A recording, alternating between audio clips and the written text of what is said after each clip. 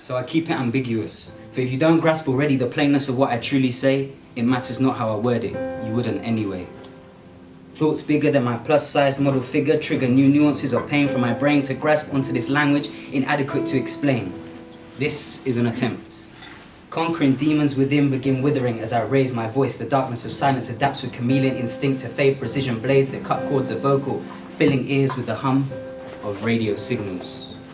Churches filled to capacity with this hymn they all sung, smug. The same sheet.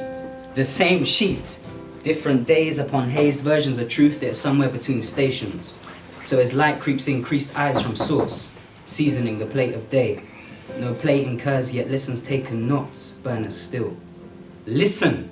The repetition of history screams out to the deaf ears of the apparent dumb and blind. Finding ourselves in continual wage labor, sore and never healing. We feed the hand that bites, whilst ignoring every call of fellow man mad. It's like people believe the news, tabloid points of view, and manage not to hear the emphasis placed upon this phrase, that buzzword. Theatre of the absurd cheap, we were bought and stay selling ourselves, dazzled by the lights, engulfed in fog, smoke choking us in this city, the global village, where the breadth of our knowledge makes us neighbours, but the depth of our understanding keeps us strangers. And stranger. Stranger still, the truth came as this and will return once more as the earth turns. I require access, accessing the spirals of science, decoding my own DNA acid. Deny my humanity through a constructed eye as a cyborg gains ways into our relations. Day-to-day conversation, based on oversimplification. So polite it would seem is nothing but rude to me. The prescribed is far from medicinal, and the gorging is not nutritional. My words speak not of doom and gloom, but seek to spark flame to the catalyst taper before reaching impending tomb. You can be on the right track, but if you stay stationary, penned, you will get run over. Lines crossed, X marks the spot.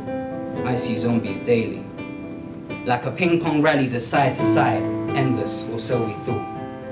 The news is actually so theatrical. Do you catch the way they elongate syllables? And a wall was built. In the name of safety and security, you were told that inside all was well, but then you found yourself to be outside peering in, whilst inside the trapping weight it held. Constrictive, it stunted growth and halted natural expansion of the mind. Cracks appeared and slogans were daubed.